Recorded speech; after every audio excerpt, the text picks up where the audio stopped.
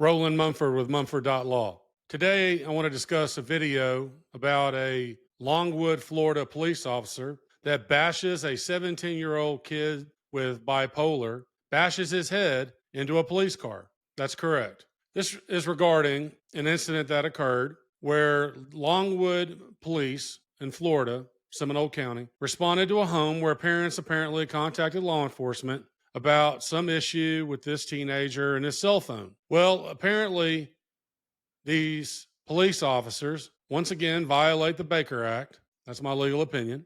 The Baker Act in Florida is routinely violated by law enforcement, and that is the statute that law enforcement can detain individuals, take you into custody, have you evaluated for psychiatric evaluation and possible treatment. There are many people that have not demonstrated any mental health manifestations where officers who are not properly trained, maybe police officers who have been trained to come on scene after the fact to observe for such manifestations, or have EMS who have been possibly trained come on scene, or other individuals designated to arrive and perform a professional evaluation briefly on scene, and then to determine whether that person should be taken to a mental health facility subject to the criteria prescribed in the Baker Act. That's just not the short of it. This officer tells this 17-year-old, who apparently is now 18, this young man tells this officer that he is bipolar. This officer demonstrates no empathy whatsoever. In fact, tells him that life doesn't care, that being bipolar is not an excuse in life. And I'm paraphrasing, but we'll see it in the video. And if that's not enough, he takes the kid into custody and allegedly bashes this kid's head into the police car. And then there's some other level of excessive force assaulting this young man as alleged. Now, I could not find any body cam video online, so I'm going to do an attorney reaction step by step of the news video as this news station plays much of the body cam footage. Let's take a look at this. All right, now let's take a look at this. You may see me move my little circle window around a little bit. The last video that I did on that Connecticut trooper video, my head got cut off at the top. So I may be moving this around depending on what is going on with the video, and that I'm not obstructing any relevant parts of the body cam. Let's take a look at this. We're following breaking news in Longwood, where police just released not only body-worn camera video, but also its internal investigation into findings regarding one of their own. Longwood Police Corporal Virgil Quintal resigned last month after an investigation began in relation to one of his calls involving a teenager back in May. West 2's Gail Pascal Brown is live at police headquarters tonight with all the new... Now, a reminder, this officer resigned, and that is common that these police departments allow these officers to resign so that they can try to be a problem at another police department. Details, Gail. Well, first of all, I want to say that I did talk to the teenager's mother tonight, but she says she did not want to comment on camera until she received all the information about this case. Meanwhile, Longwood police say that the internal investigation regarding this officer was initiated immediately. You have serious issues. I'm bipolar. Yes, sir, I know that. That's an excuse. I'm bipolar. I'm this, I'm that. Now, right there, you hear the beginning where this young man informs this particular police officer that he's bipolar, and then you hear the deliberate indifference on the part of the other officer, sort of repeats what the young man says, and then just acts like a complete jerk that it's not relevant to the circumstances. On May 27th, around 9 p.m., Longwood patrol officers responded to West Palmetto Avenue in reference to a family disturbance. A then 17-year-old was arguing with his father over the teen's cell phone. The police report says the son was making threatening comments. And Officer Virgil Quintal, seen here, has previously responded to the address multiple times for similar reasons. Right, playing the victim isn't going to help. Life does not care if you're bipolar. Life does not care what you have going on.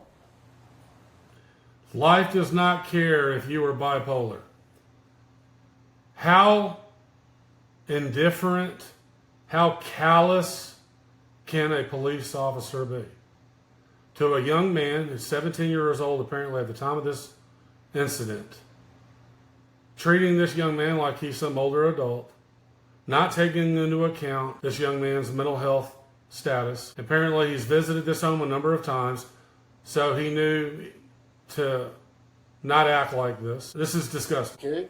It's just not Point right of the that I went matter around telling my mom or my dad that I'm going to jump in front of a bus and they tell me to do it.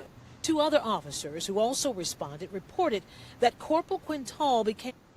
Now, if this young man was making statements about self-harm, that could be applicable under the Baker Act. However, it would seem like this might be more of a matter for whatever you would refer to as for the Department of Children's Services in Florida. I don't know what their official title for that department is. But it would seem like they would be the pertinent agency with individuals with the experience to be addressing this matter, and not a police officer who has no mental health training that I have been able to see online. ...and agitated. Hand on It's my in your face. face. What are you going to do? What are you going to do? If I didn't have these handcuffs on, I promise you. Take them off. You want to fight me? I promise God. Now, right there, this young man is making comments that he should not be making, but he's just a kid. He's in handcuffs. There's another officer standing right there. And then this officer says, to the effect, let's fight. You want to fight me? That is absolutely unprofessional, in violation of policy and human decency. You want to fight me? Let's go. Body camera video appears to show Corporal Quintal shoving the teen's head into the patrol car. Get your hand on my... Stop pushing back on me. There you see the young man's head being slammed into the car allegedly by this officer. Now, apparently, either the department or this officer denies this, so I do want to state that for the record. But it has been pretty clearly established that more likely than not, this did happen, and you do hear the sound of an impact against the vehicle. Now, let's assume there was some passive resistance here on the part of this young man. He's handcuffed. He's facing the vehicle. This officer is exponentially larger than him in size. There's an officer standing right there, apparently to the left or the right. So what do you accomplish by slamming the young man into the vehicle, other than your ego, your sense of authoritarianism, and just being a jerk? He wants to teach this kid a lesson. That's what this is about. He had his authority questioned. Right there, something that I had failed to mention in my intro. He grabs the young man by the throat. His right hand is completely around the throat. Now, is he choking the young man? I don't know. I don't know what the grip strength was at that moment.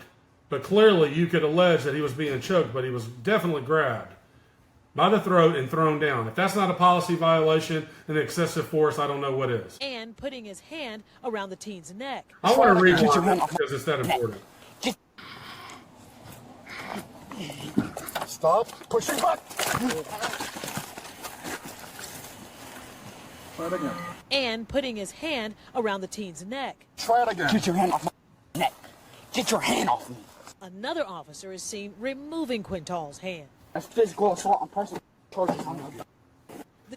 Now, that's an important fact about that officer removing the officer's hands from this kid's throat, because this officer immediately in the moment recognizes the issue of excessive force amongst a number of other policy violations, and the fact that he's taken that act is sort of an admission that this officer is violating policy and is conducting misconduct. He would be a very important witness, obviously, in a 1983 lawsuit. Teenager who just turned 18 years old was put into the patrol car and transported to the hospital where he was medically examined. On June 2nd, an administrative investigation was opened. Virgil Quintal resigned from the City of Longwood Police Department on June 30th, while still in a suspended status. Longwood Police says the investigation has resulted in 10 sustained violations of the department's written directives relating to response to resistance and standards of conduct. The administrative investigation is now closed. Now, the internal investigation by Longwood Police has been forwarded to the Florida Department of Law Enforcement for review. Covering Seminole County, live in Longwood. Why do I feel like the law enforcement agency in Florida that's doing the secondary review of this is not going to do anything? They clearly should. This officer should be charged with crimes. That is definitely assault and battery, amongst a number of other criminal statutes, in my opinion. So we took a look at that video, and what it brings up is a major issue in this country. And I have dealt with this matter before. I remember an elderly lady that I represented a couple of years ago that was in this exact situation, where on scene she had been falsely arrested because the officer thought she was driving under the influence, when in fact she was having a mental health episode. That officer was completely not trained to recognize that my client had had mental health issues. Now, in the alternative, we shouldn't have police officers in that instance making such determinations. And there's a mismatch between the issue of police officers who are trained for issues of public safety and at the same time trying to be a clinician and determine whether somebody is in fact having a crisis, a mental health episode. That brings up a number of programs throughout the country that police departments use. And there's a different variety of types of programs that they do to remove the obligation of the officer there on scene to determine whether that person should be put on a psychiatric hold. One such program is where police officers, maybe on patrol, are teamed with a proper professional, a clinician of some level. When they arrive on scene, the officer ensures public safety, and then the clinician does their job, what they're trained to do, and engage with that person who is having the crisis and to determine what are the proper steps to go forward. If that person should, in fact, be taken to a mental health facility for evaluation and possible treatment. Another type of program is where you have clinicians that are teamed with paramedics or other emergency responders, and they come on scene and they properly evaluate a person to determine if that person is having a crisis and a mental health episode. It could be that EMTs are trained to do it themselves, certainly in a better position than a police officer. So we need to have discussion and maybe legislation on this issue to protect these individuals' constitutional rights. Because you have so many stories, particularly in Florida under the Baker Act, where so many people are being taken in and put on a psychiatric hold by a police officer, either out of pure misconduct or out of ignorance because they're not trained. But the whole point is that that officer shouldn't be making that determination to begin with. Now, there are some police departments where they will have certain officers trained with additional mental health training that maybe they will come on scene and make the determination. There's a program called the CIT. It's a 40-hour program where officers are trained for such evaluations. But these officers already have enough on their hands to deal with. They should not be the individuals making such determinations.